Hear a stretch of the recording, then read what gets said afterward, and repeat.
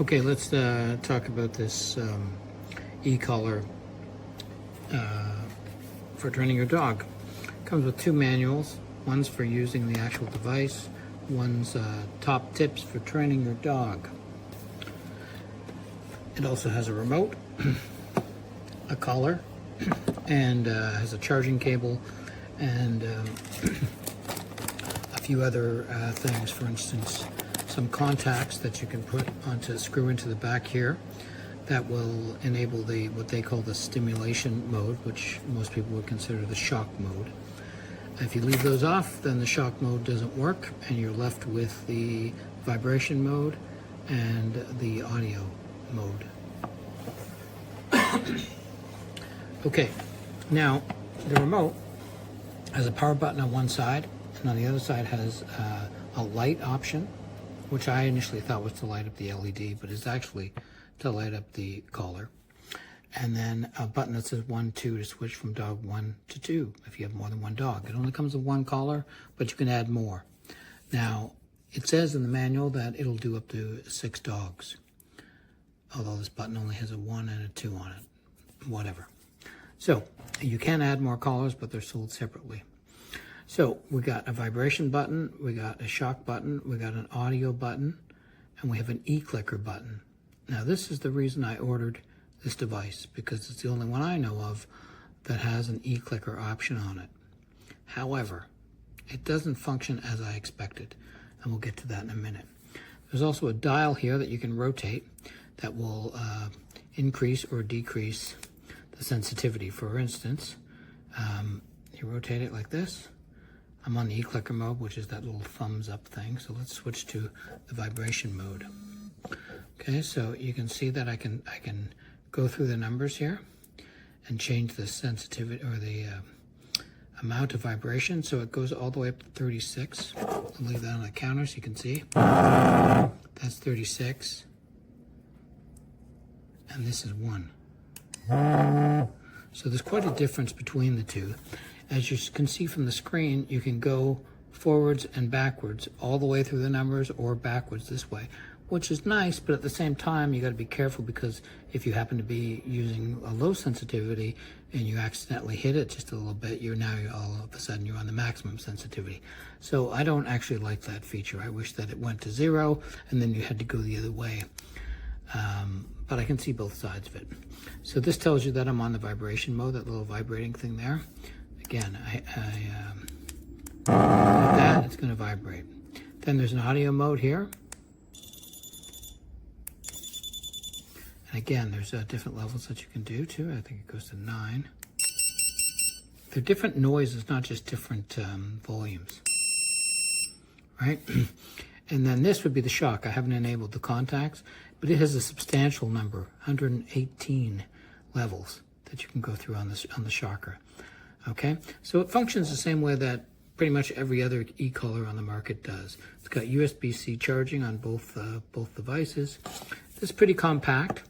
I like that there's this guard here to sort of stop the wheel from inadvertently rotating. However, the dial does stick out a bit, so it's still going to catch. This dial should be smaller than this, and it's not. So it can trigger in your pocket. Now, it also has, you can see here, it says push down to lock. Now, watch, we'll push this down, and you get a little lock symbol there, right? So that's to make it not go off in your pocket. However, the lock only affects the shock mode, okay? So we'll turn it on again. It's in lock mode, still vibrates. Why? I don't understand that. The lock mode should completely disable this remote so that it can be in your pocket without worrying about triggering your dog. So essentially, to me, the lock is useless, although it would be great if it worked. It doesn't work as you expect it to. Now, the other part, the e-clicker here, has a bunch of different noises, right?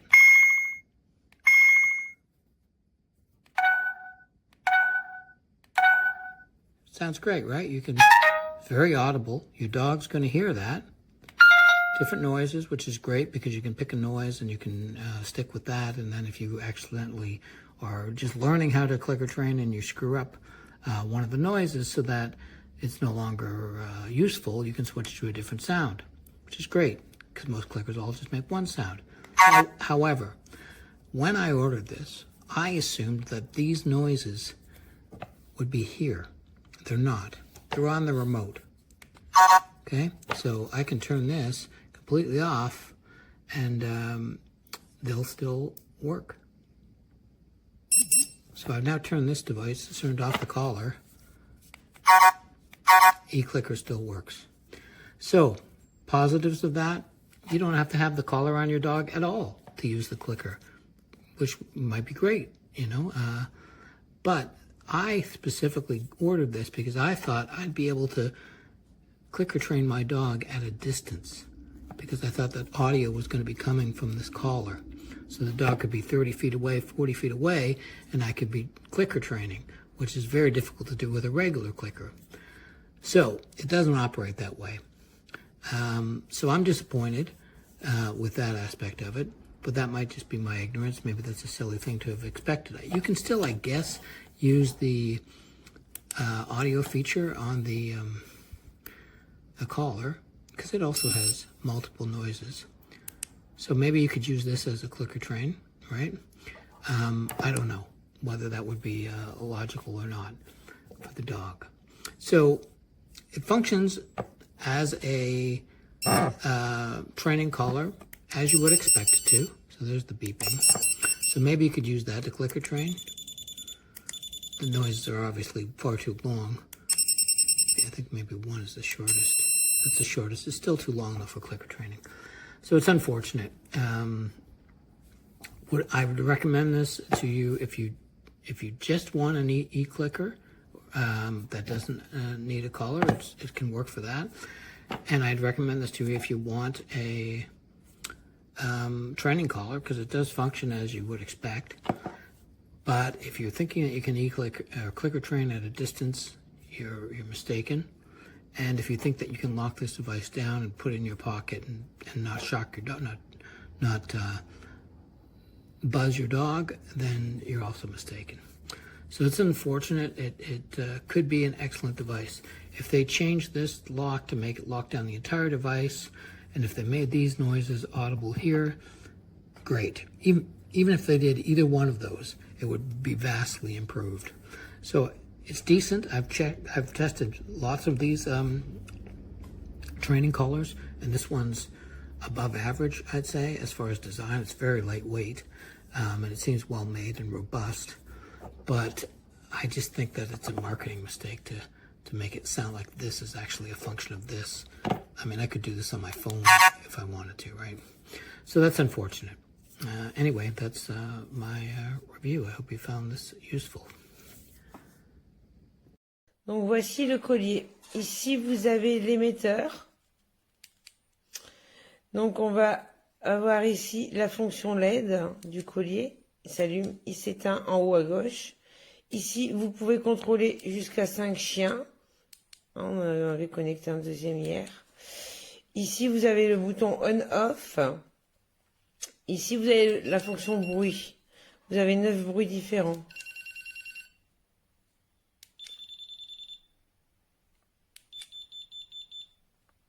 Qui surprend déjà bien votre chien, hein, je vous le dis. C'est des clickers en fait.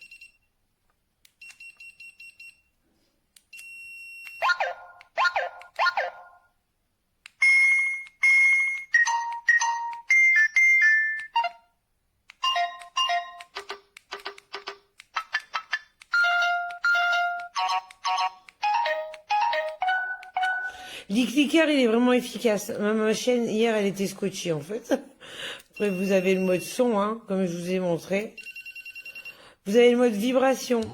On commence à 5. On va passer à 10. Il va jusqu'à 35.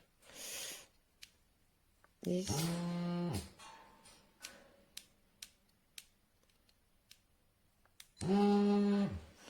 Hop. Donc totalement indolore. Il va jusqu'à 36, excusez-moi. Hop, excusez-moi, le focus de mon téléphone ne va pas bien. Vous avez un chargeur qui est idéal parce qu'en fait, il y a déjà 2 embouts adaptés USB-C. Hop. Vous avez ici des embouts de rechange avec des tailles différentes. Vous avez le testeur, parce qu'il y a la fonction choc. Vous venez placer votre collier sur le testeur et il y a une LED qui s'allume pour le tester. Personnellement, je l'ai testé sur mon avant-bras et pas sur mon chien. J'avais aucune raison de l'utiliser hier. Faut vraiment qu'elle se mette en danger pour que je m'en serve. Et 6 sans avoir de fourrure sur mon bras, c'était plus que suffisant. On ressent un courant qui nous traverse, rien de bien transcendant. Je pense que 10 pour avertir et 15 en cas de danger. À savoir que l'électricité va jusque 117. Non, 117 non. Pas pour moi. On va s'arrêter à 15, hein. On va être raisonnable. On est là pour redresser le chien, pas pour autre chose. Vraiment, en cas de danger, vous augmentez au fur et à mesure. Vous testez, hein, et vous avez de toute façon la plaque de test aussi. On rééteint le collier. Il s'allume, la LED s'allume en rouge lorsque il est déchargé. Moi, c'est un essai complètement validé. Il est d'une performance impressionnante. Ma chienne était rien qu'avec le e-clicker là, mais chromatisé. Foncé, foncé. This is the one that introduced me to this brand. This is the one I just got. Now, I love this. I will still use it. But it has definitely now become my backup. Because with this one, you get a training manual. And I highly recommend reading this. But the cool thing is, you can change the vibrate intensity, where with this one, it's literally just that. Or, my dog might come running now that she hears that.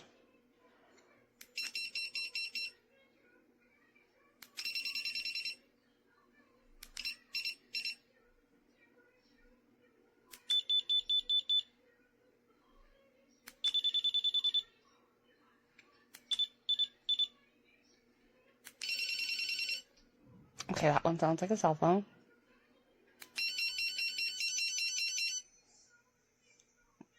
You can page your dog in any way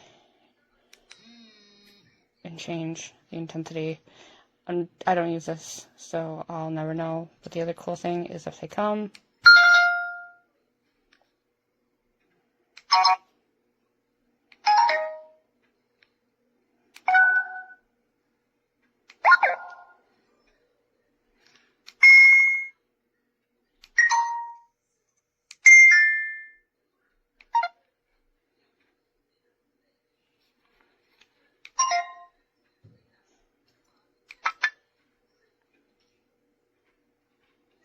yeah, it only goes to 12. You can change the positive reinforcement. Where this one, it's literally just this or that. I love it. It's well worth the money. It also has the flashlight. Awesome collar, hands down, love it. Recommend it to anyone who's starting out a puppy or already got a dog trained on one.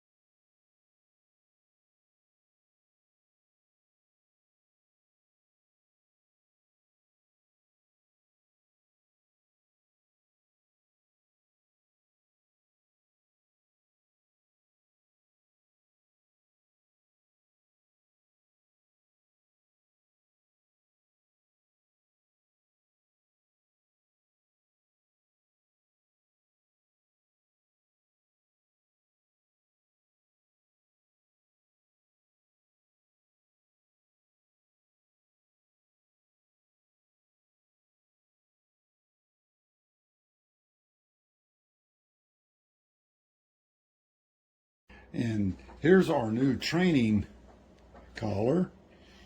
It has multi-function on it. It has tone, vibrate, and a stimulation factor.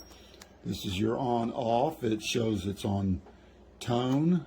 There's vibrate and a little stimulation. It also has a light feature on it. If you're training in darker situations, you can kind of check the collar out, or if it gets knocked off in the yard or whatever, you'll be able to find it. This is going to be an excellent little training tool for this dog and any dog we have in the future.